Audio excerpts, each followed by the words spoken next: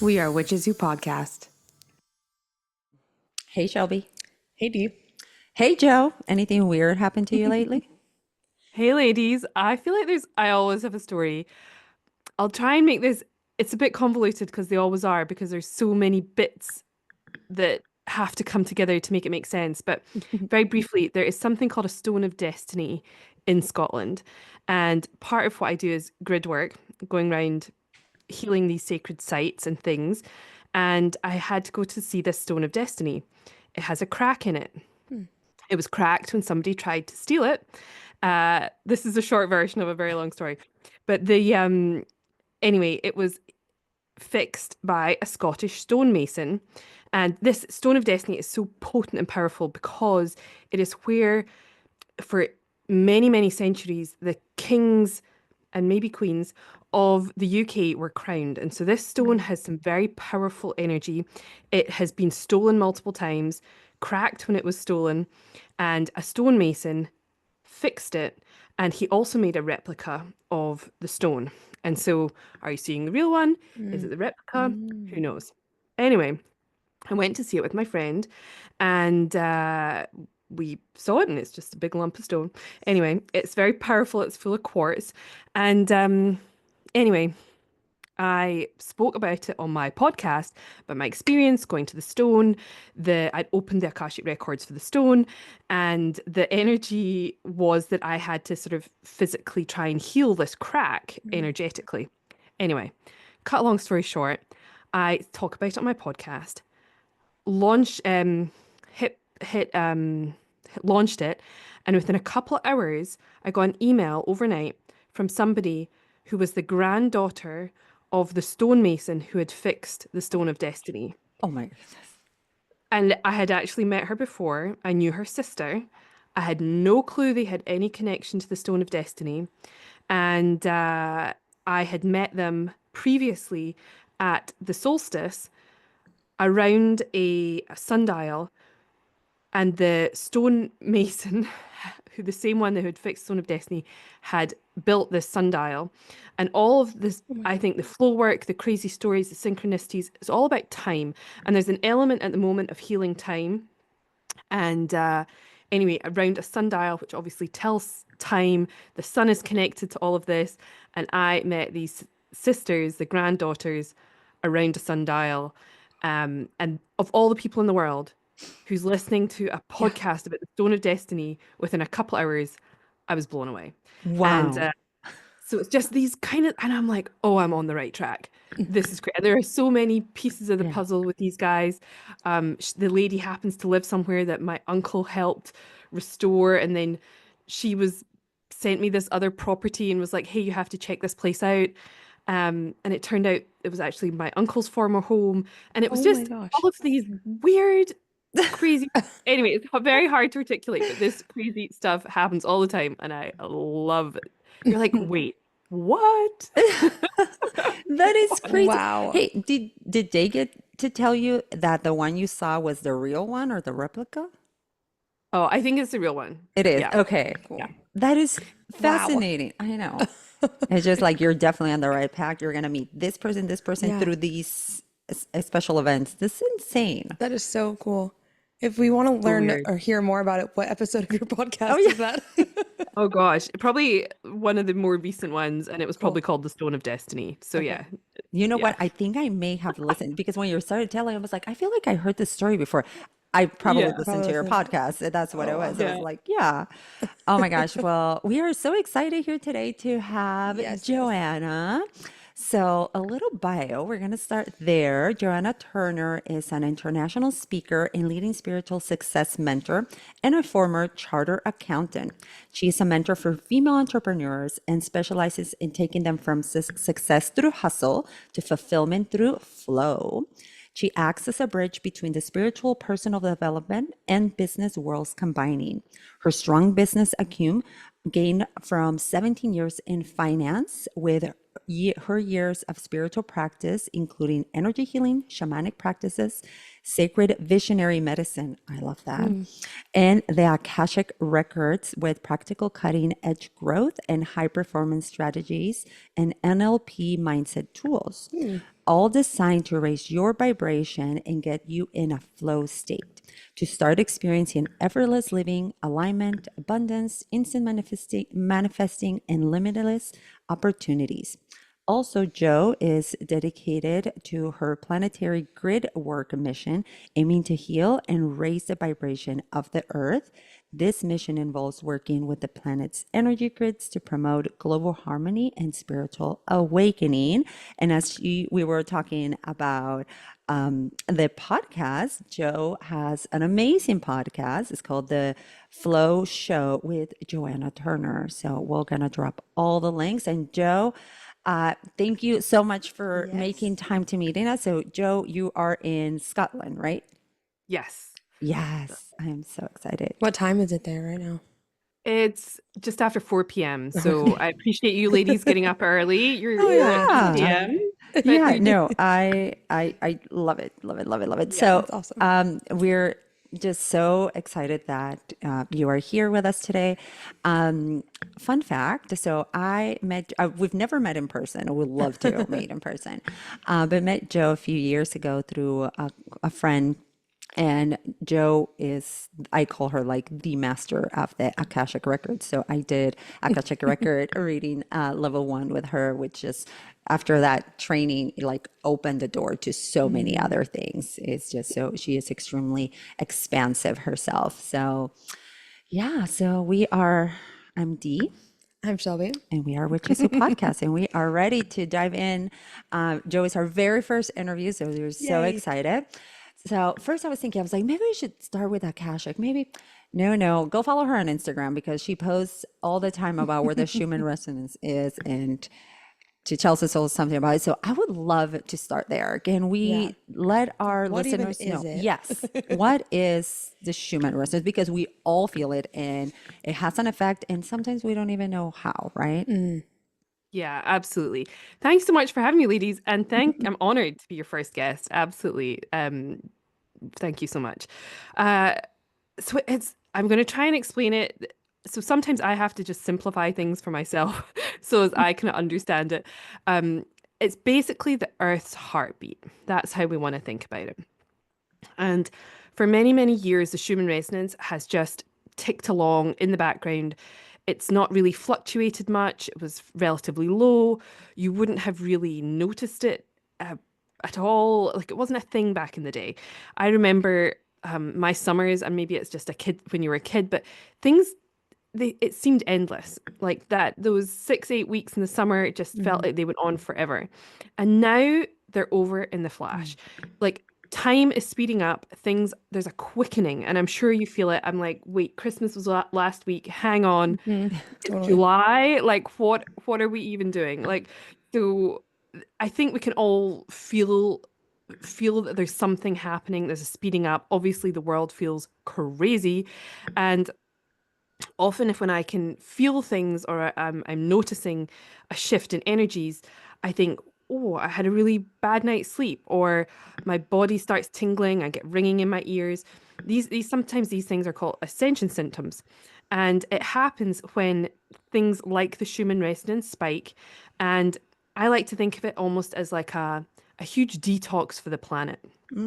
So when we were jogging along in the old days and it was a sort of flat situation, we were also living in the 3D realm so things were, time was linear, time was slower.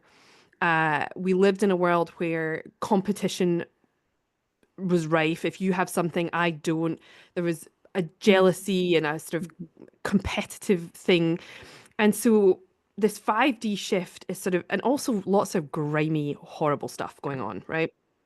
So as we shift into this 5D consciousness, which is what is coming through in the Schumann resonance, it's taking us, whether we like it or not, into this higher vibrational place. And I like to think of it also as where science meets spirituality, because it's not just me making this up. There are literal scientists, and Stanford University has monitoring stations all over the world, and it literally measures in hertz the frequency of the planet and what's going on. And then these monitoring stations send the information, and I get it on an app. if you look for it, you might not find it. I think it's very hard to find now. I'm very loath to upgrade my phone. I've got a new phone and I don't want to switch because I'm going to lose this Schumann app that I like look at all the time. So I might keep my old phone just for literally would be just for that app. Um, so you can see it and it comes in a graph form. And if you see it in the background, it looks just blue. It's just a very calm energy. When you see red on the graph, it means there are blockages or there's blocks being cleared. A green on the graph is the 3D healing energy. And these big white flashes that you'll see are 5D light codes coming in.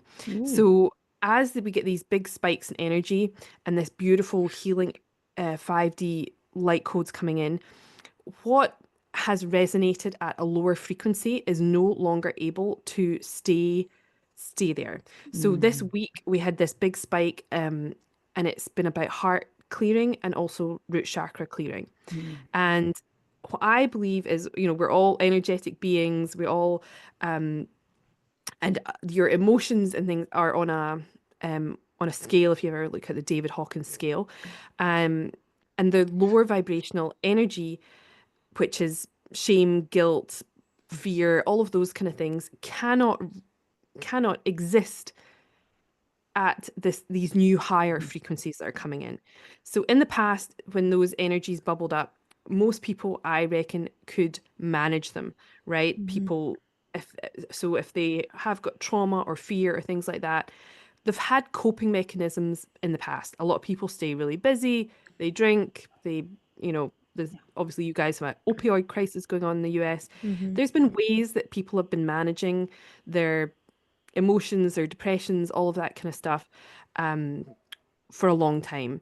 What I'm finding now is that with all of this 5D stuff, there it's harder and harder to keep a lid on it unless you're dealing with it. So it's forcing us to look at our stuff. It's forcing all of our lower vibrational gunky stuff we've been trying to hold down and suppress and push down. And it's forcing us to look at it. And it's doing it on a personal level. It's doing it on a global level as well. So one of the examples I like to see, what we've had the Me Too movement, right? That energy is very, obviously it's low, it's murky, it's gross, and it's being exposed. So I like to think the light is exposing the darkness, and it literally cannot stay hidden and suppressed. And so it's all coming out.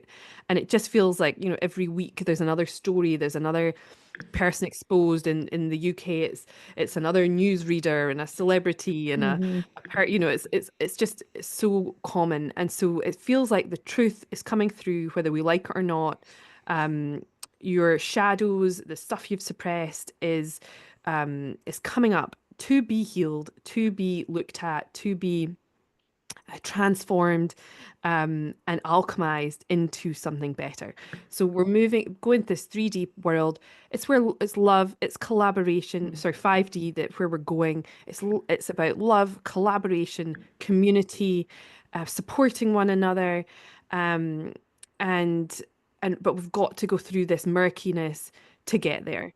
And there's a lot of I don't want to sound like it's coming from a fearful place, but we've there's we're sort of in this time of tremendous upheaval in the world, and it's going to sort of feel unsettled and shaky until we get to the other side. Like, we've got to go through it. We're going through it personally. I know I've gone through, so you've gone through, we've all gone through our stuff. I'm sure everyone listening has had a interesting sometimes I like to call it interesting, maybe 5 years.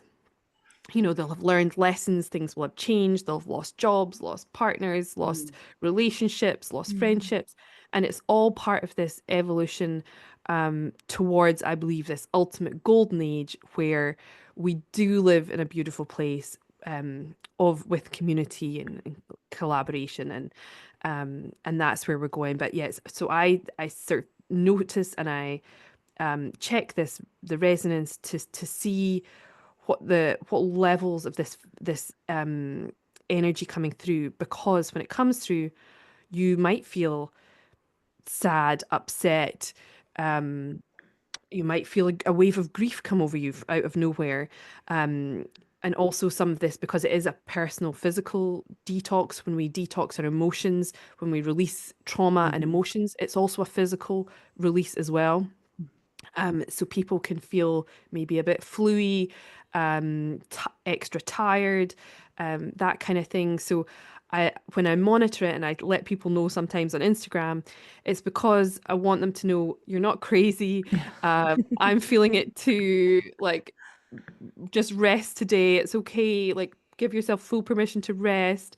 Make sure you're hydrating, because a lot of this energy, this really light, beautiful 5D energy, which does link into the Akashic Records, because that is the vibration of the Akashic Records, is a lot for our bodies to handle. We're not used to it. We've been operating, it's like we've been operating on like MS-DOS, and and this is the equivalent as Yeah. AI, right? Like, Yeah. so it's putting our bodies through like upgrades, like your computer upgrade, the antivirus. We're going through the whole cleanse, to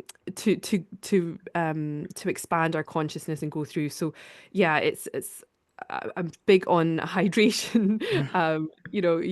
We lose a lot of electrolytes and things when we're going through these shifts. So always talk about grounding this energy, hydrating, resting, and Yeah. just allowing it to flow through with you. Because the more that we resist it, the more we resist change, the energy, the harder it gets. So yeah, Yeah. Yeah. No, and and I then always feel like we are, what is it, over 70% water ourselves, water communicates, yeah, talks, speaking. So, and it's interesting because lately I've been wanting to drink a lot more mineral water, which is always Interesting. hmm something I always have at home, but I'm like, now I'm craving the mineral water. But I always love to see your stories because I was like, but I didn't know that what the red meant, what the green meant, like the blue colors. So I Mm, love that because now when I see it, I was like, oh, okay, I can see it. I yeah. was just kind of gauging from everything you would post, like, this is what's happening. And I'm like, okay, keep an eye. But, yeah, I just thought about, okay, we have the Schumann resonance, right? The heartbeat of the earth.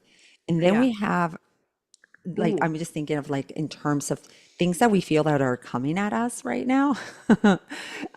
Because we're up leveling, upgrading, Hmm. awakening regardless. Like Joe, you were saying, like it's gonna happen. But then we have the solar flares. I feel like yeah, that's like we're coming, they're hitting us from all sides. Like you're going to yeah. up level regardless. Either we're gonna drag you or you're going to be part of this process.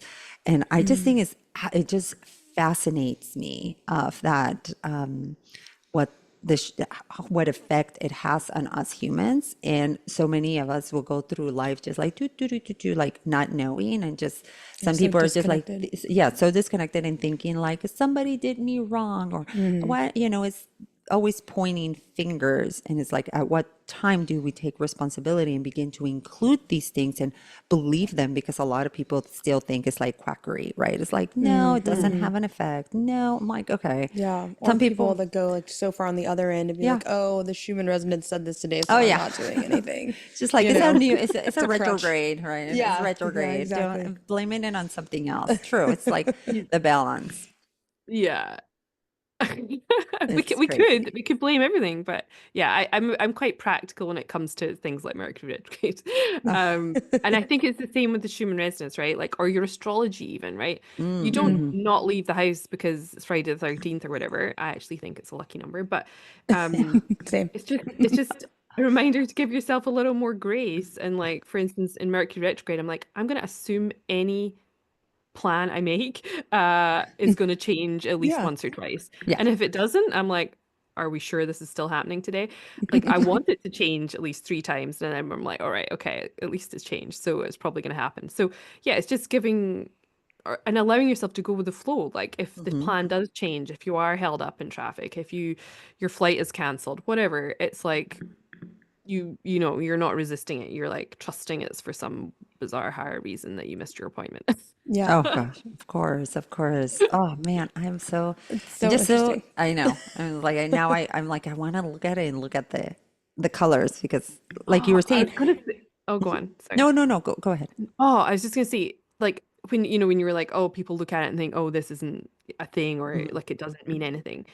one of the ways I first heard of it and discovered it was because there was a huge spike in the Schumann resonance just before Diana, Princess Diana passed, Oh. and just before 9/11. Hmm. So the Schumann Mm. resonance registered before, which Interesting. blows my mind. Yeah. And then there's the sort of the knock-on effect and the turmoil. And again, I like to see everything as personal and global. Our bodies, for instance, if it's the heartbeat of the world, our body knows the answer to something before we consciously know it, right? And it's a basic human survival mechanism, right? Like you run from the lion before the rest of you has processed like what else is going on, right? You have that survival mechanism. So I think a lot of the time, yeah, your body knows the answer, and so it's like the Schumann resonance or the earth knows the answer before it's going to happen. So I love tracking those kind of things, and so I look at it with an interest, not fear, but with an interest in what's happening and what's being purged next. So yeah, it's maybe Yeah, not exact, but it's interesting. that's so interesting that you say that too and make that metaphor or analogy of the animals. I was literally just watching this documentary yesterday about lemon sharks. Oh, And when a lemon shark is born, they never see their mother again. So they're born in this like underwater like forest and they go off to be it's because it's safer because there's a lot of roots and everything. It's safer for the little oh, baby the calf sharks. And they actually go and they make friends and they learn how to hunt and they practice and they do all these things. And it's so interesting that they are literally just, and they never see their mom again, right? But they're born knowing where to go, what to do. And we were talking about my husband and I yesterday, like, it is so interesting that they are literally born. And we watched the whole thing, like, on, I don't remember what, it was like some Tom Hanks narration of some nature documentary. And the shark just separates from his mother, immediately is born, separates from its mother, and goes off into this forest. And the mom, dips out and just goes back to living her life. Wow. But they're born knowing. And we were on this subject of, is it just a coded in their DNA that they know where to go, they know what to do, they know what they're supposed to, they need to eat, they need to, whatever sharks do. And why is it so different for us? It's not, right? I was about We to say, I have totally that get it. DNA, right? We just shut it off. We chose not to listen. We chose to shut down like this part of us that knows, right? Like our body knows, like you just said. And I think like a lot of this work in the Schumann resonance, and I love this so much because it's like scientific backing, like Yeah. backing us thing we're woo woo and all this stuff, right? But it's like, hey, like the proof is in the pudding. Look at this right here. Make this make sense. But that's just so fascinating. Like, yeah, we are born with that knowing. And how did we stray so far from like being so disconnected from our bodies, you know? It's so interesting. I think everything is thrown at us to disconnect us. I mean, we don't really, the average person doesn't stand a chance. Yeah. I just don't like, I think between our media, our environment, our schooling, Yeah. our freaking shoes with the rubber soles, like Yeah. Yeah. everything is literally designed to disconnect us, it's amazing, I think, that there is such a massive like shift in consciousness. Like I'm like, how have we managed to uh like not be affected by, well, we've obviously been affected by the programming, but how are we managing to, like, I don't know, decalcify our pineal glands or whatever? Yeah. Because we've been fed fluoride in the water in our toothpaste or whatever for all these years. I mean, they have tried their best, but what I love to think is like the good cannot be suppressed either, right? This negative stuff can't be suppressed anymore, but neither can the goodness. So that's why it's amazing. I think we're miraculous. And the other cool thing that's happening with this speeding up and this quickening that we can feel is, well, I've been on my spiritual journey, all my whole life, whatever, but like specifically for 15 plus years. God, I was actually like, maybe it's closer to 20 now. Shit. I'm kidding. I'm like showing my age. Oh my God. So let's call it 15. Uh, but people are having the same level of awakening, awareness, so fast. So Mm-hmm. I feel like we have been lucky, right? We've been on this journey a while. Mm-hmm. Um, and it's like been incremental, and I'm like, oh, I've had these like aha moments, like, and then sometimes I've gone away for a couple of years and like forgotten about it and then come back to it. And it's like they've been this like gentle thing. And like, so when people tell me, I'm like, yeah, of course, I've heard that before. But some of these people are waking up and they've gone from like completely closed off, like literally 1 minute. And then within 6 months, they are channeling the Mm-hmm. Akashic Records, speaking light language, doing healings. They have a complete awareness of Yeah. the all the Mm-hmm. crazy things going on in the world. And their like level of comprehension and understanding is like exactly the same as mine. And it took them 6 months and it took me 15, maybe 20 years, Yeah. which is like, how are Mm-hmm. they coping? How, I mean, I feel like we've been so lucky to have, this gradual awakening. Hmm. And then it's like other people are just being absolutely smacked around the head with it. Yeah. A lot of people think they're crazy. Yeah. A lot Yeah. of people are like, what is going on? I remember I had she did Reiki level 1 and level 2 with us, a common friend. Hmm. Mm-hmm. But when the first time I met her, and she was just a reference from somebody else, and it's like she's going through some awakening. She needs something. So we were just going to have a Hmm. conversation, and Hmm. she's sobbing on the phone, and she's like, the world, I want to heal the world. She's like, she just had this whole thing. She Mm-hmm. was feeling so deeply, and she's like, I just want everybody to be okay. And, I just want to find out how I can help them. And that's kind of how we geared towards Reiki, but setting a lot of really good, healthy boundaries and all that. And she's very Hmm. passionate about it. And she's on this constantly on retreats and going by herself to see like all these, she saw Bashar, Mm-hmm. Oh, like not too wow. long ago, like Yeah. all these things. But she just feels, she's like, why can this happen? Like it just happened so quickly for her. And I Hmm. was thinking that a lot of people that, because I think she may still be in that type of job, but she was working in like the hospital setting, and she was just like from there it started to be like, I don't like this anymore, like what they're doing, like like very Hmm. structure. Mm-hmm. Yeah. She didn't have a flow. It was like very structure, and suddenly I can't even remember what detonated. I don't know if she Mm-hmm. did plant medicine. There was something that kind of detonated it, and Hmm. but she feels deeply, and she's doing so great. But it was that part of like, oh my, like accelerated. It Mm-hmm. was just like, Hmm. Get you switch navigate. turned on. Yeah. Yes. I mean, she's so lucky she found you, right? Like, what is she going to do with all of that energy and information without guidance? And so, Yeah. again, we're so lucky to have some Yeah. tools Hmm. to deal with it. Mm-hmm. Um, Well, it's like how many people have that and like they get dubbed as mentally ill Oh or yeah. yeah. or Oh, have totally. I psychosis think or that's, Yeah. I'm sure in a past life, my mother in this lifetime tried to have me sectioned into a mental yeah. institution, um, just purely because of my intuition and stuff. And she actually tried in this lifetime as well. That's another story. Wow. But I was like 14. But but the beautiful thing is today, and in Scotland, right? I'd like to say we are a good 10 to 15 years behind the US in terms of, I would have said, health, spirituality, all of that stuff.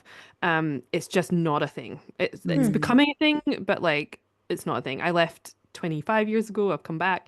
Um, but today I was at the post office, sending back some boots that didn't fit, and there was a lady on the phone to somebody going, "Oh, you need to come to our women's circle tomorrow. It's Oh. from, 11 till 12, and it's just women, and you need to come and find out what it's all about." The biggest grin came across my face. And I was like, yes, lady Yes. in the post office, you get that girl to a Love women's that. circle stat. Like, just, I love it. I'm like, you'd never have heard that in Scotland Okay. 2 years ago, never mind like any longer. Like, Wow. I mean, most people here still think I'm totally, utterly bonkers, but I'm I beginning to meet a few people who are on my wavelength. I had no idea that that was Wow. that because well you have what is it? I forget but like in Glastonbury isn't the whale where the ley lines also like in Yeah. yeah like Yeah, lots of all sacred sites and just a lot of yes. history.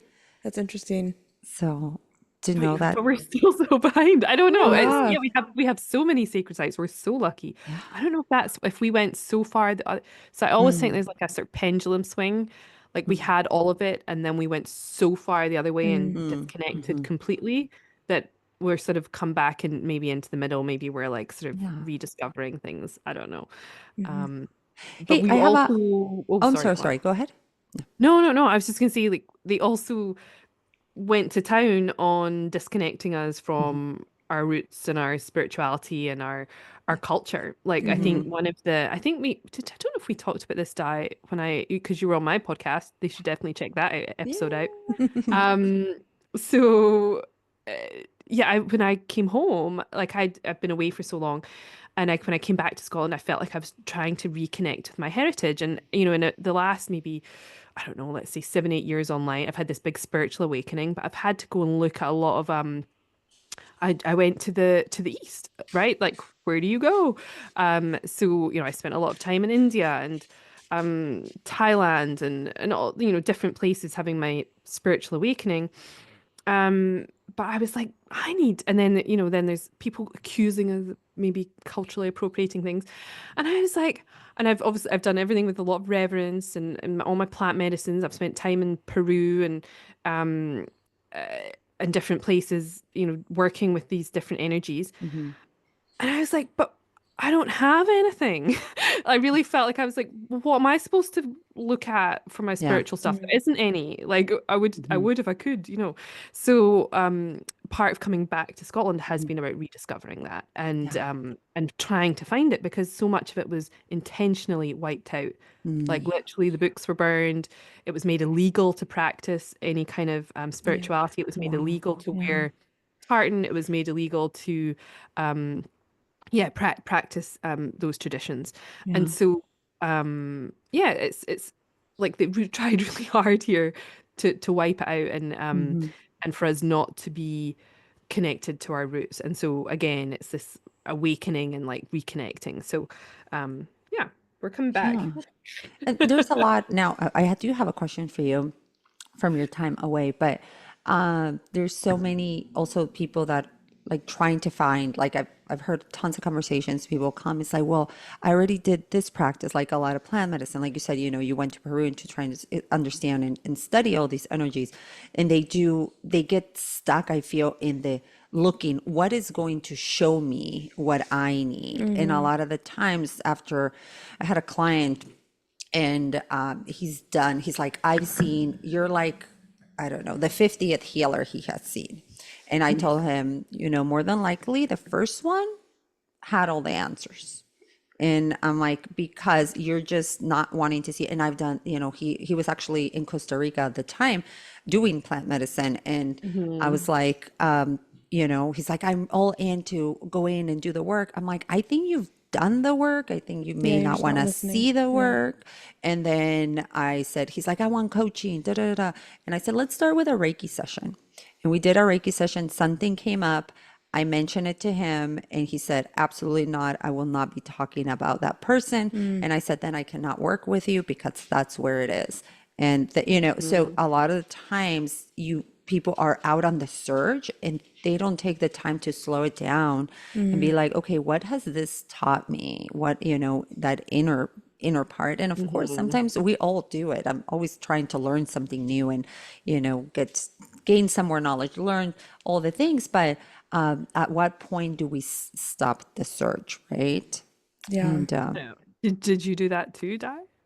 Did oh you yeah, go? yeah, no, Yeah. I had to stop. And there was one moment where I was like, oh yeah, like I love plant medicine, and I was like, I need to do it every year and this and that. And one time I was in meditation, it's like, you're good. Mm. Like Hmm. go into a different, and as you know, and I am super open about this, I microdose and that, and I've never done a mushroom journey, like a big gram, and Hmm. and that's what worked for me. Mm. And through those small little that I will always be like decriminalize. This is earth medicine Yeah. taken, like it cures addiction, and people don't understand it. And it's coming more and more, like science based. But I did not feel like, I have friends that are like, every year, every 2 years, I have to go and do ayahuasca, or I have to do that. Like I have to. And I was like, I no longer feel like I have to do something. If it's there for me, I'll do it. And it's not like I'm every day necessarily like microdosing. It's as needed, because I've been doing it for like I don't know, like 4 years. And I believe that especially when it comes to plant medicine, the medicine becomes part of your body, and becomes part of your body. So yeah, so we always, you have to learn, and I'm sure I'm still learning, and things are going to change. But hey, before I forget, I don't want to forget.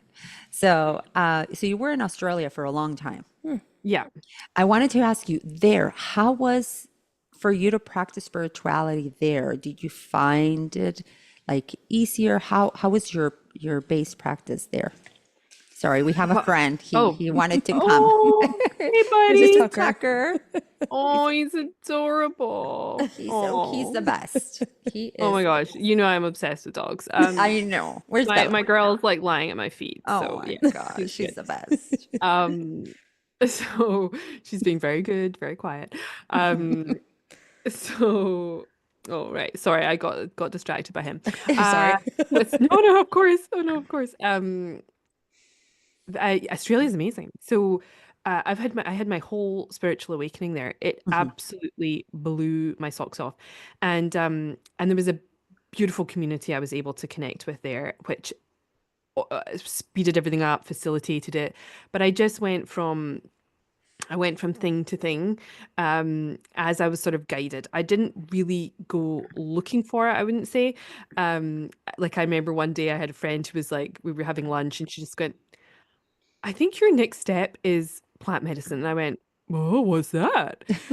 Like, hadn't got a clue. And she was like, oh, it's this and that. And it was actually, well, I call it sacred visionary medicine because it's not all plants. But and she mentioned this thing called Cambo, and I was like, what's that? And I ended up sitting the next day. Like, I found the sky, and anyway, so that sort of unfolded. But yeah, I would say they're definitely fairly advanced in that regard. There's big spiritual communities, and people go and like Scotland. Well, we have been torn, I suppose, but I don't know if it's so much. I think it's helped by the weather because people can just go and Byron Bay is a big hub of spirituality in the Northern Rivers. And after I lived in Sydney, I traveled for about 5 years on the road. I came back and lived in the Northern Rivers, quite near my shaman. So yeah, I definitely felt very supported there in my spiritual awakening. And there's lots of everyone's sort of connected and kind of knows each other. And yeah, it was a really that it was fantastic there. But going back to your point before, I definitely find myself in the I must do more, I must do more, I must do more. And I went and I swamped around my emotions probably a little bit longer than was strictly necessary.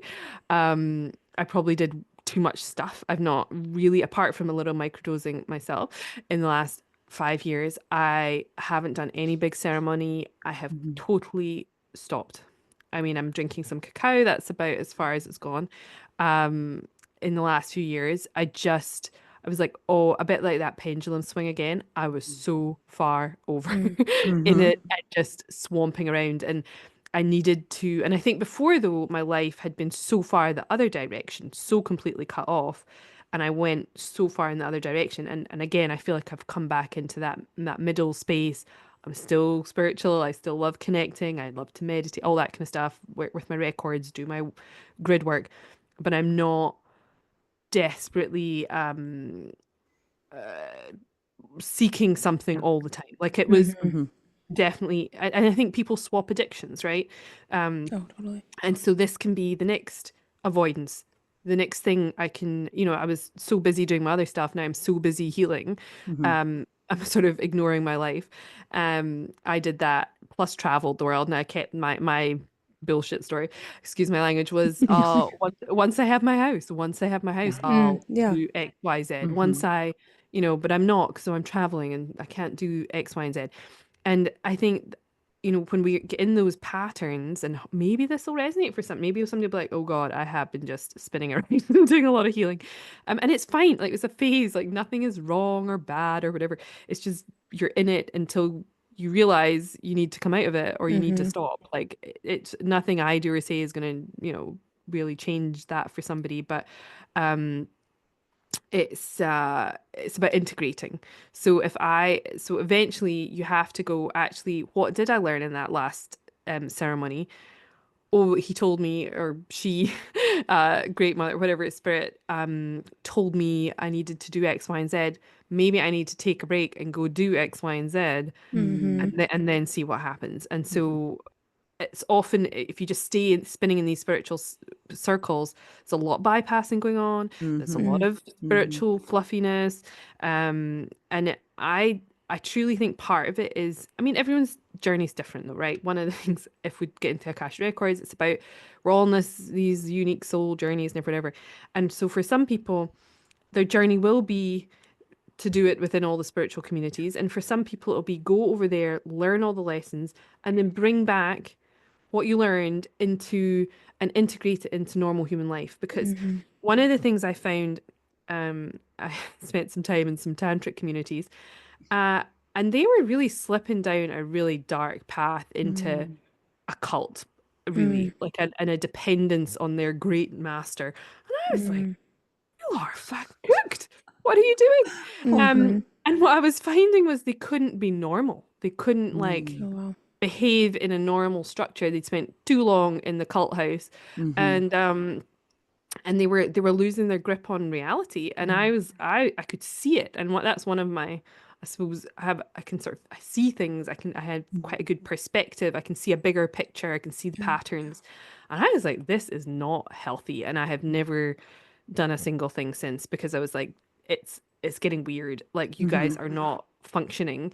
And I don't think you like the goal should maybe it is for you, maybe it shouldn't be, but it's not to only be able to function in some cult house, and not be able to function in the rest of society, with and just all this kind of stuff. So I think, yeah, we've got to be very careful about the amount of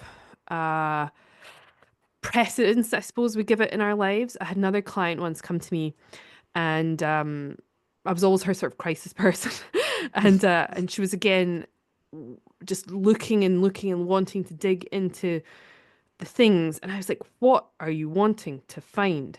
Like, she's like, "I know, but I need to heal my shadow, and I need to." I was like, "What are you thinking you're gonna find?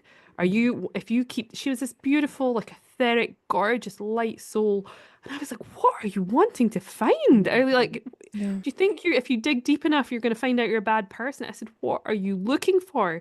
And what is this like gaining in your life, And so, I'm full of love and light, guys, but but sometimes I have to like lay it down. I'm like, what are we doing here? Like, let's calm this down.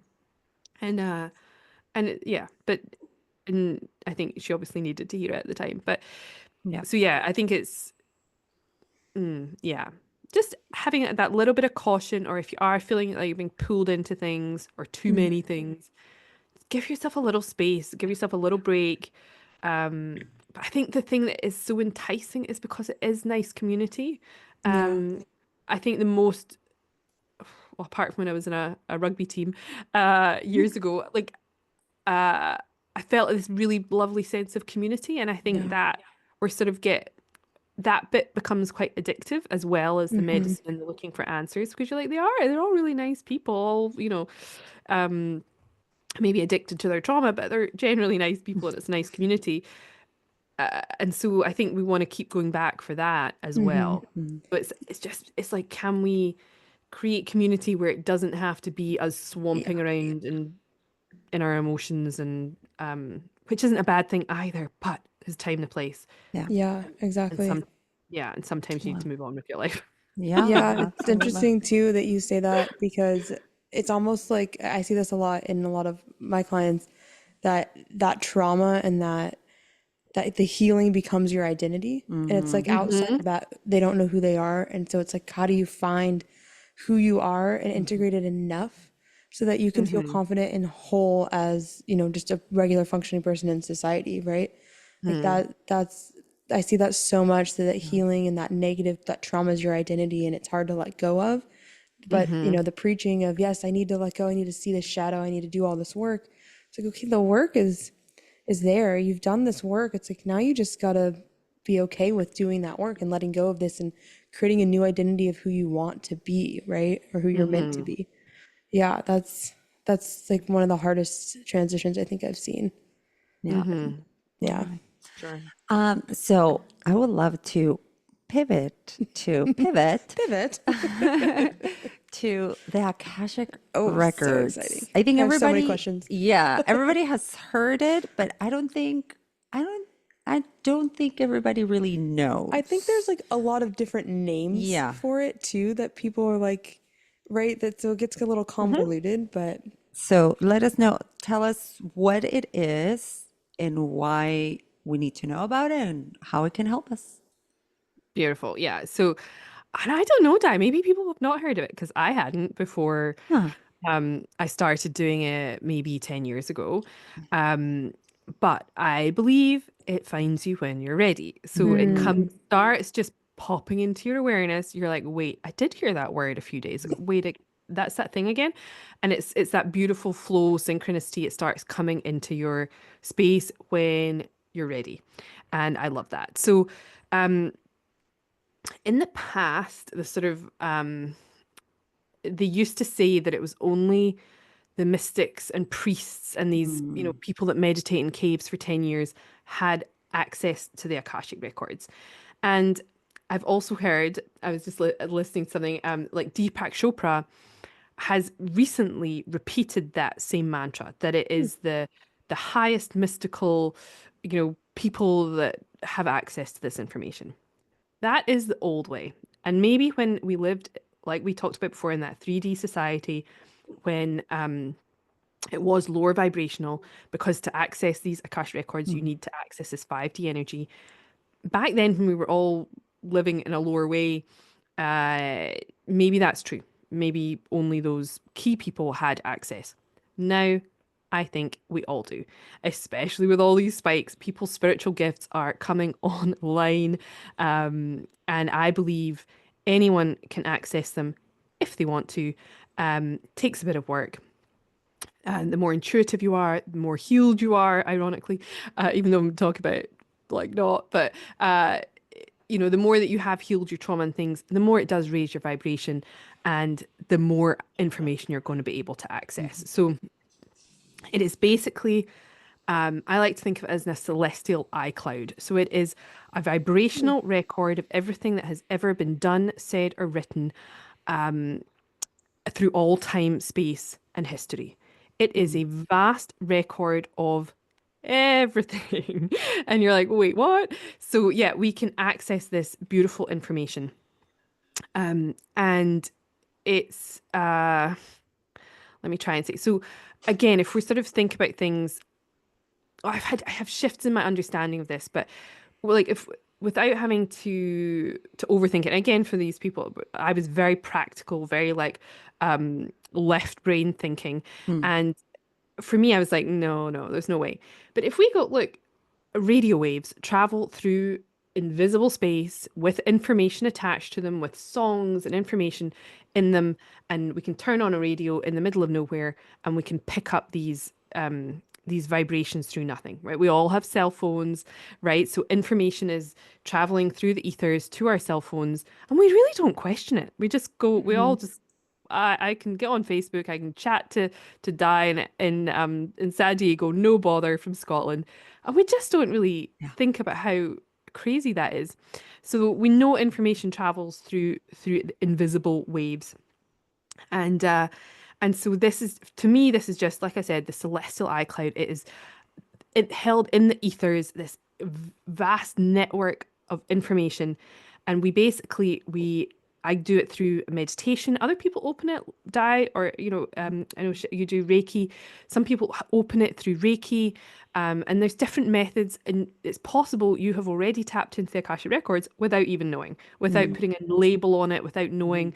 You've just had this stream of information or consciousness come through, and you're like, oh wow, that was pretty cool. Like, where did that come from? And it's very possible you were just in the records.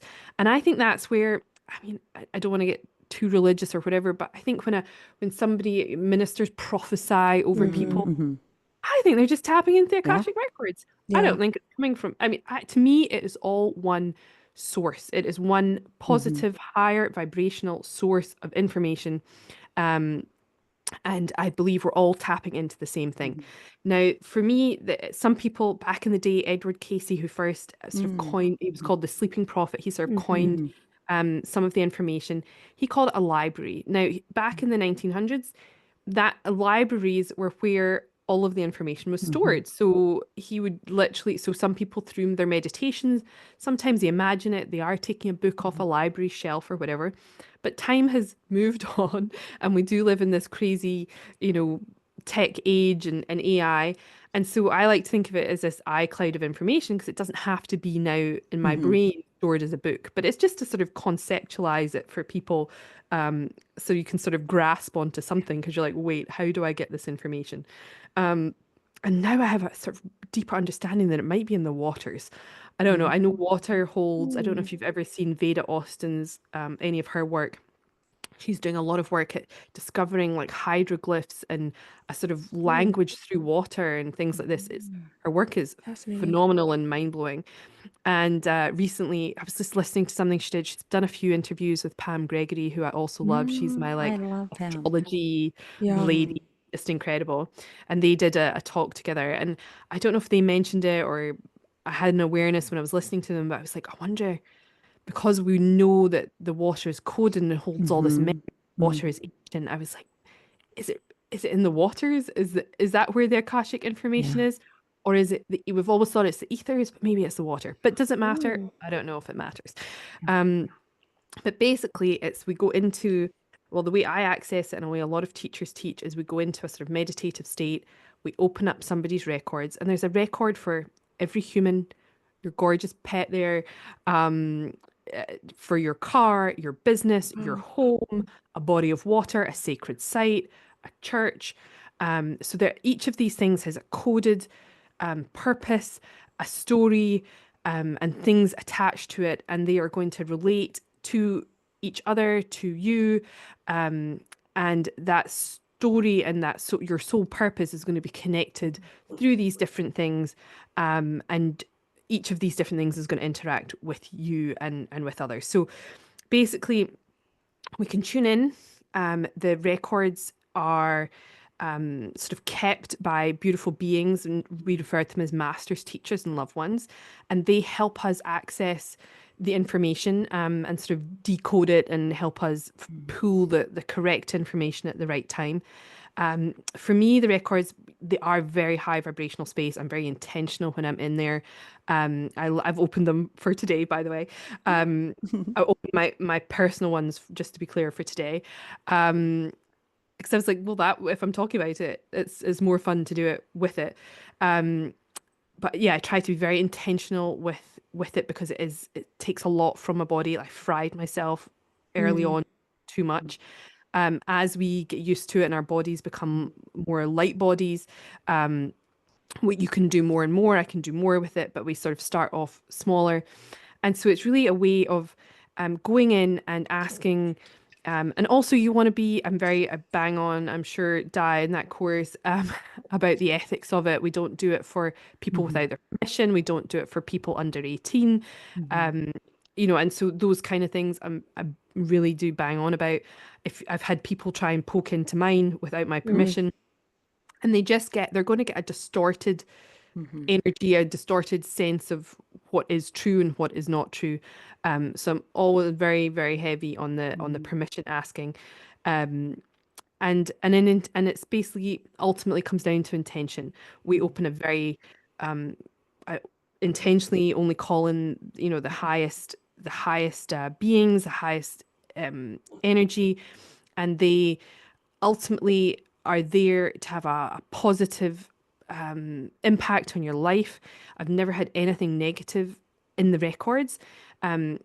I don't think, emotions and if things come up to be healed, I don't see that as negative. I just see that as the right thing at the right time. And the beautiful thing about them as well is we can go in, we can heal childhood trauma, past life trauma, real soul level stuff, which is just crazy. I've had some wonderful journeys, through to the time between lives, to somebody was an alien once, but it's often generations ago or thousands of years ago, or just we've had wonderful experiences. You can connect with people that have passed over. That's not the big focus of it. I tend to spend a lot of time more in past lives. You can also access future lives and future timelines, which is always the exciting stuff people are always wanting to know. I would say it's more of a sort of I like to say it's an eight. I can get sort of 80% accurate because it's a probability thing, right? It's those sliding door moments. Do you go left or right? Right? So I can tell you there's a high probability if you go left, this will happen, and if you go this way, this other thing's going to happen. So it's not an exact sort of fortune telling thing, but we look at different outcomes for people, especially if they've got big decisions coming up, things like that. It can be really helpful. They help us, and while we don't open records for like other people, so like I'm not going to poke into somebody else's sole purpose, none of my business, right? But I can go, and if I have a relationship with somebody, a partner, if you have your husband, your boyfriend, girlfriend, whatever, if you want to understand your relationship with them and how to improve it, or with a child, we can access that information, because it's not just that person, it's about your relationship with them. And what I've found over the years, or going into your business and like, what is going on with my business? We plan out launches in there. Like, it's some crazy stuff. I love it. But yeah, we can get the beautiful thing is you get this higher perspective. Like things come through and I'm like, I'm an experienced coach and healer, and I think, based on what you've told me, I think I know what you need, right? What that's like. You're like, oh, you need this, this, this. I open the records and they go, boom, start with their father. And I go, ooh, she hasn't mentioned her father. Interesting. Yeah. Right? But for me, when I get those kind of hits, it takes me to, and what the beautiful thing, and it all set the intention is like, take me to the place where this person gets the biggest bang for their buck, the most healing for the short amount of time. And often if you have like 10 things going on in your life, often the root, when you go and pull that thread, if you get the thread, it can often like unravel everything, and all of those 10 things resolve, because the underlying issue that you hadn't noticed or looked at or didn't want to or were trying to avoid is what you actually need to look at. And so that kind of thing fascinates me about them. And then anyway, so yeah, they're fascinating. A tool, I like to use them as a positive tool to create change for people. Yeah, there we go. That's so fascinating. I'm hearing too, like, so many parallels. So I don't know if Dee shared anything about like what I do. I'm a past life regressionist. I'm a hypnotherapist. Brilliant. Yeah, and so I hear so many parallels with the Akashic Records and like regression work. And I'm For sure. curious to hear your opinion on like where the differences lie, and what like how do you actually access the records? Like, you are personally doing it for others, right? And I think that's probably where a big difference is, right? Yes and no and yes. And I love it. And I think I'm also trained in that. And so Awesome. everybody you have a reading with is going to be slightly different, right? So we all have different ways that we receive energy. We all have different methodologies and tools in our toolkit, and we all have a different experience. So what I like to say is the records sync up so great with something like past life regression. It syncs up with massage. It syncs up with a Reiki practitioner. So to me, it's like, it doesn't have to just be one thing on its own. It can be, it can sync up with all these different things, right? Because how do you separate them, right? And go, oh no, Yeah. this is totally different, because I don't believe it is. So I sometimes, and again, every time I go in the records, I don't know where we're going. I don't know what's going to happen. They sometimes tell me to do the most weird shit, and I just go along with it. So, and the one thing I ever guarantee anybody is you will get what you need, and we don't know where we're going. So, and I love that element of surprise. But so for me, so sometimes, again, everything's different, but sometimes it's so clear for me. I can see the lifetime. I can explain it. I can guide them. They'll ask questions, and I often it comes through as like a big stream of consciousness for me. Sometimes I'll hear it, they see it. You get all your different clairs, just depending on how you receive energy. And so for everyone, it's different. I had a reader, a coach of mine that I worked with for a long time, and she would just see it and then make some clearing statements, and we would move on. And that was kind of how she worked, and that was great. What I like to do is I'm personally opening their records, but the person's also there, and I like to make them work. Yeah. So I will do our timeline work or regression within the records, because it is so powerful. We can get levels and layers that I've never seen any other way personally. Not that you can't get to it another way, because of course you can. But for me, it really facilitates, and it depends if it's the right person, if it's the right process. Sometimes I'll do something else. But quite often I'll take them through it, because I want them to experience it. And it's like me giving the power back, right? Yeah. I want you to heal yourself. We're supported in this beautiful energy. I can be in there with them. Sometimes we're having the same visions and we can see the same things. And so that's quite confirming, and I'm like aware of what's going on. And sometimes I'm not. Like sometimes I just guide them through it, but we're in the records. So yeah, everyone's gonna work slightly differently. I I teach my method to people, but that's only because I had both of those tool sets Yeah. available That's to really cool. and then I put them together. And so again, everyone's different.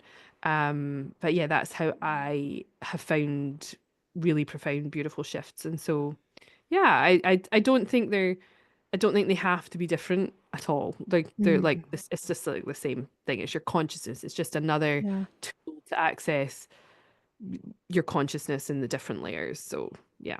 That's so fascinating. I If know. people want to learn like your method, are you still doing trainings and you have a Yeah, coursework? I have pre-recorded courses. Cool. We'll have to Yeah. link that on our Yeah, show notes for sure. Yeah, we'll that's so definitely cool. link that. And are you still doing individual sessions as well? Yeah.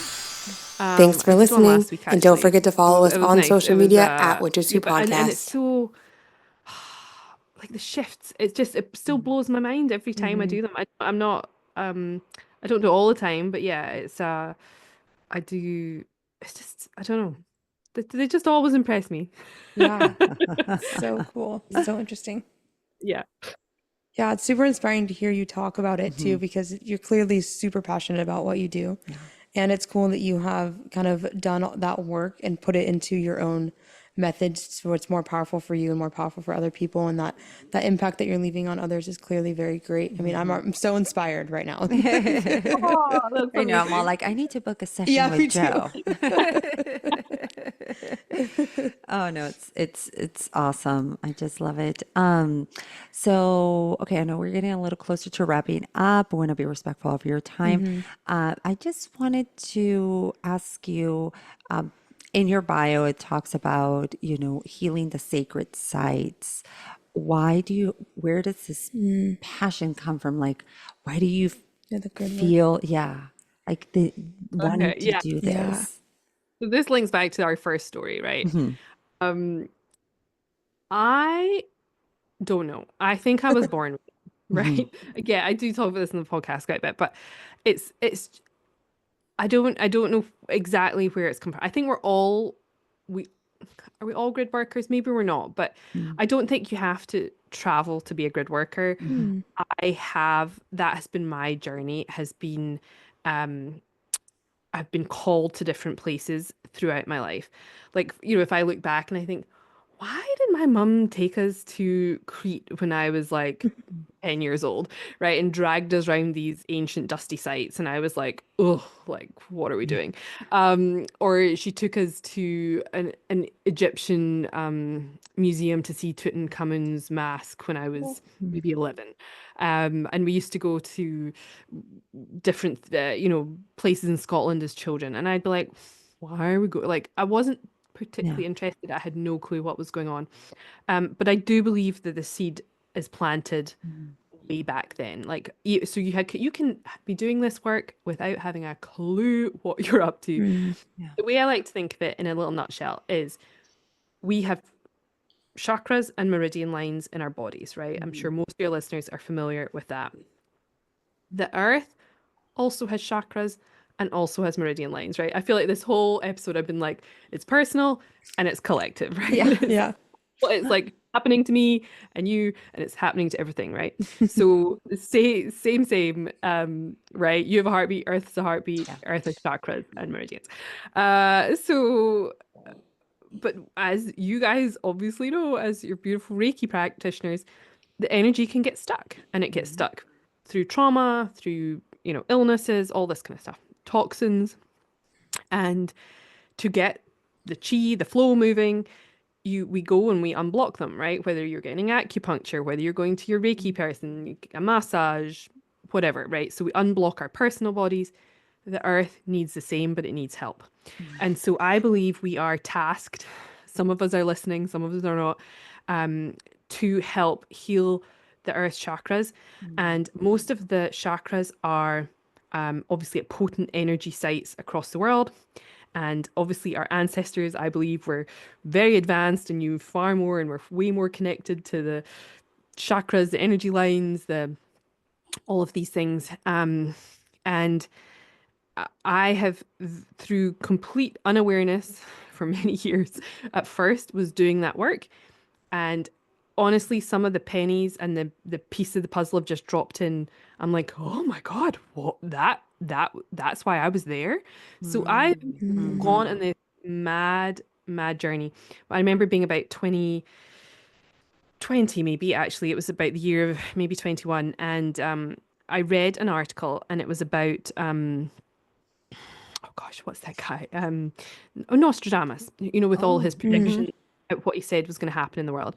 And I Mm. remember reading it way back then, and he basically said there's going to be, I think it said 35 years of darkness, and then there's going to be a golden age. And I Mm. remember thinking, oh, that is grim. That is my entire adult life. That is my prime years. The world's gonna be full of war and destruction. That sounds horrendous. But I made a decision in that moment. I wasn't going to let it hold me back and I was going to continue to do it.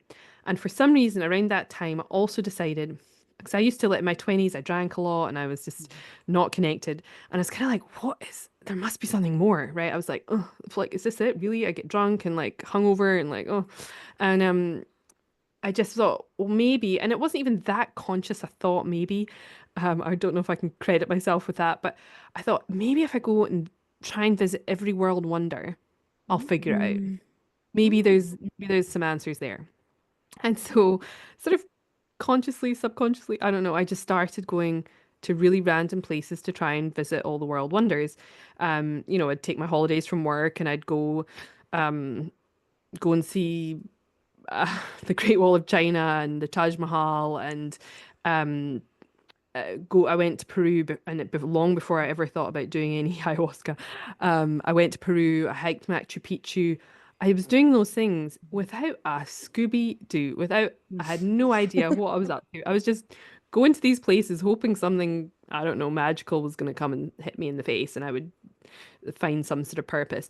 Um, but what not from a spiritual perspective. I mean, I didn't meditate. I didn't know what a chakra was. Do you know what I mean? Like, so disconnected back in those days. But I was going to these sites, and then I took a job in Bermuda and I was there for 6 years, and it is a Stargate portal, the Bermuda Triangle, and I was sitting there next to a star fort for 6 years.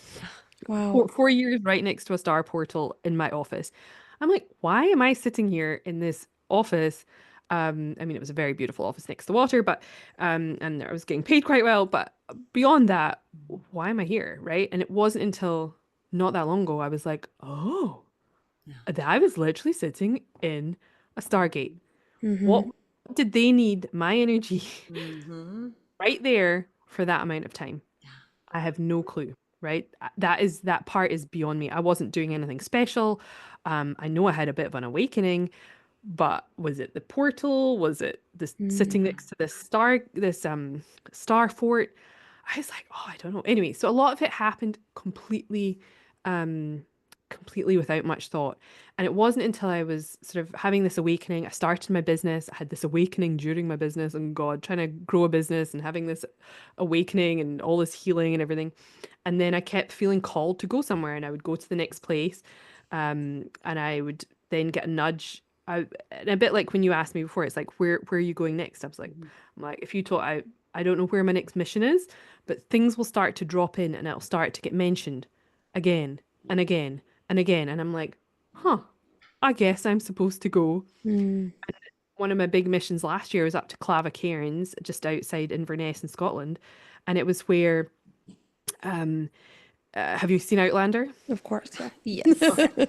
So, um, so there's the stone and Claire Mm-hmm. goes through time. Mm-hmm. And I think there's a big piece about healing time. So I was called to go there very specifically. I was even asked by a girl in Switzerland to go there on the 11/11 at Mm. 11/11, and I sat in Cairns, and I did a beautiful healing meditation all through the Akashic Records, and I opened it and blah blah blah. And so I, I, Wow. I did it. I activated the site. I found this random bit of quartz there that I didn't know was there. And Mm-hmm. all of this has been, all of my work connects through quartz because quartz holds, again, a bit like the water holding the information, quartz does too. Mm-hmm. Quartz is like the battery. So I believe Clavicairns is a huge Mm. battery. Because if you kind of look at it from, again, if you were above it, it looks like the faces of clocks and cogs in a Mm-hmm. in a in a in a clock or a watch or Mm-hmm. something. And so I basically activated that site through the quartz that I didn't know was there before I got there. Um, Again, I didn't know what I was doing. I didn't know anything until I sat there, found that bit of quartz, plonked myself down, Bella settled, and I opened their records and I sat and I channeled and I wrote and I did the work. And Mm. so then I get sent to the next place, and I'm like, oh, what do you know? This stone of destiny is a big chunk of quartz. Wow. Wow. Interesting. And so it's holding all of those royal codes. That's another big piece of the puzzle. Mm-hmm. Um, Holding the royal codes. Why are they trying? So our royal people, they know stuff. They Mm-hmm. know this stuff is real. They know it's Mm-hmm. potent. Why else would they try and steal? So the English have stole our a stone of destiny, right? It was traditionally from Scotland. Those rumors that has been around the world as well, in Mm-hmm. Mm-hmm. like Egypt and things getting Mm-hmm. activated. Although they won't, that's not the official story, right? The official story is it was came from Scotland, went to England. Yeah. Why are we fighting over a stone, Yeah. right? Because it holds the information and it holds the codes and it holds the power, and they know whoever has that. I mean, this stone in the museum is like there's security. Wow. It's in a big glass box. You can't touch it. You can't get within a couple of meters of this thing. Um, and it is all monitored. There's only a couple of you at a time allowed to go in. Like, what is going on with that? Mm-hmm. Wow. Um, yeah, I, the answer is I don't know, Yeah. but I'm sent on these just missions. Like I'm like, oh, I feel this overwhelming urge. I know I need to go somewhere. I know when I need to leave as well. I know Mhm. what I've done is done. I was called to Stonehenge. Really random story. Met up with this guy. Um, and the two of us, we went and connected, and it was just a random, anyway, another story on the podcast somewhere. But again, I opened the Akashic Records for Stonehenge, and it was crying. And Oh. I didn't know. I don't know it. I'm like, Mhm. I need to know bases sometimes, and then I'm like, oh, I didn't know this. It turned out that the council was trying to, because when people drive past Stonehenge, the traffic slows down because everyone stops to look at it, and so Mhm. they end up with these big tailbacks.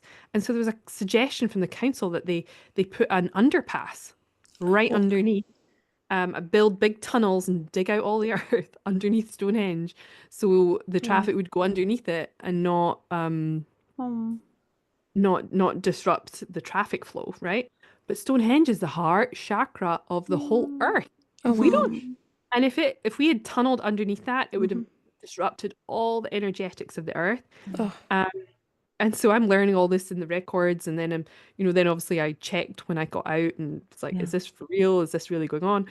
And in that meditation, I was guided to put a huge bubble of light for miles Mhm. around it, down into the earth as well, and to completely fence off and block that area from Yeah. disruption and from all that. And that was 2018 I was there, Mhm. and only in the last 6 months, I believe, finally in the courts, they've said, no, you're not allowed to dig a massive tunnel underneath here. wow. Yes. They have been Good. fighting it ever since. And so again, and I didn't I felt like I was supposed to go to Stonehenge, but I Mhm. was exhausted and I was like, oh, I really can't be bothered. And I said sort of out loud to the universe, if you want me to go, you're gonna have to send somebody and pick me up. If you want me to go on this mission. Yeah. Lo and behold, I had a Zoom call with somebody the next day and he goes, oh my God, I'm in London. I went, oh my God, so am I. He goes, I'm going to Stonehenge next week. You want to come? I'll pick you up. And I was like, Wow. yeah. Oh my gosh. Okay, you Yeah. pick me up. I get goosebumps. So, Yeah. so the mission, I don't, yeah, I just go on it. It's part of the flow. Yeah. Wow. And if I haven't been, um, maybe a friend has. I think, but Mm. it's not just me. I take crystals. So some people will gift me randomly, be like, "Can you please take this crystal to Roslyn Chapel?" Mm. So we were in Greece. She was from like Slovakia or something. This beautiful like double pointed clear more quartz, right? And she said, "I need you to take this to Roslyn Chapel." And this was maybe at the beginning. Like I was like, "Okay, sure thing." Roslyn Chapel happens to be on the Rose Line, right? So Wow. Mhm. beautiful lines of different and energies of different names. So the Rose Line's all about the heart and Mm. healing the heart. And so I'm sent to Stonehenge to heal, to help. I'm one person. There's hundreds, thousands of us doing this. It's not just me.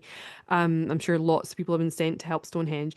So I'm just this, again, a little cog in the wheel. Like we're all contributing our energy to these things. Mm. But it just so happens that I didn't know this. My sister lives 10 minutes from Roslyn Chapel, right? I didn't know that until I saw her doing a, like, I don't know, Instagram story or something. And I'm like, I thought that was like way down in the borders. She's like, no, it's 10 minutes away. I was like, oh, can I go visit? I was in Scotland for one day. And she said, sure, we'll take you. I said, before you drop me at the airport, can you take me there? She's like, sure, I'll take you. So we go to Roslyn Chapel. And my lovely little nephew, who's 7, his birthday's on the summer solstice. Mm. So 21st of June, almost every year, I have been called to the Rose Line on the summer solstice Wow. because Wow. my nephew's birthday is on the summer solstice. So for Wow. whatever reason, I don't know, I don't understand. I have no idea why, but I am sent, my little being, whatever coding I have, whatever energy is within me, I'm pulled over there. It's an hour and a half drive, not miles away, but it's a big motorway in the middle, and we don't always go. But it always seems to be some sort of auspicious date Yeah. that I end up called over there Wow. for whatever reason. And I'm like, oh, cool, I'm going back to Roseland. So I don't really understand. Well, I mean, I do, but I don't, if you know what I mean, Yeah. right? Like Hmm. my piece that I get and I do what I'm instructed or feel called to do.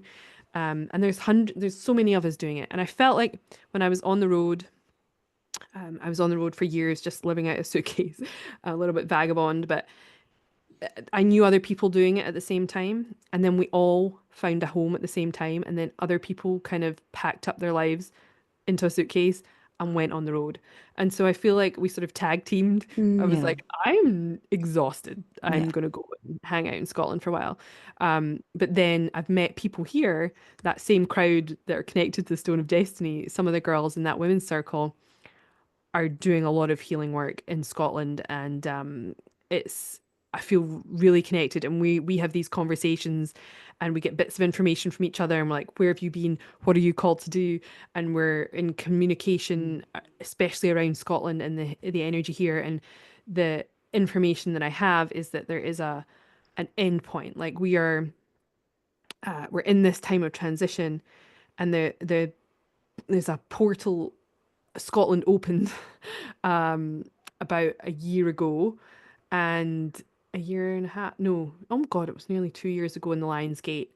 Scotland opened, and we've got about another year and a bit where it's very potent energy here, and there's work to be done. Yeah. So I'm kind of like, why am I still in Scotland? I don't know. I want to go live somewhere else. But while I'm here, I'm here during this portal of that's open to do this work, um, and I'm not the only one, and we're all in it together. So a lot of people are feeling called. I see like trends. There was a time like some of my spiritual friends, everybody went to Greece one summer.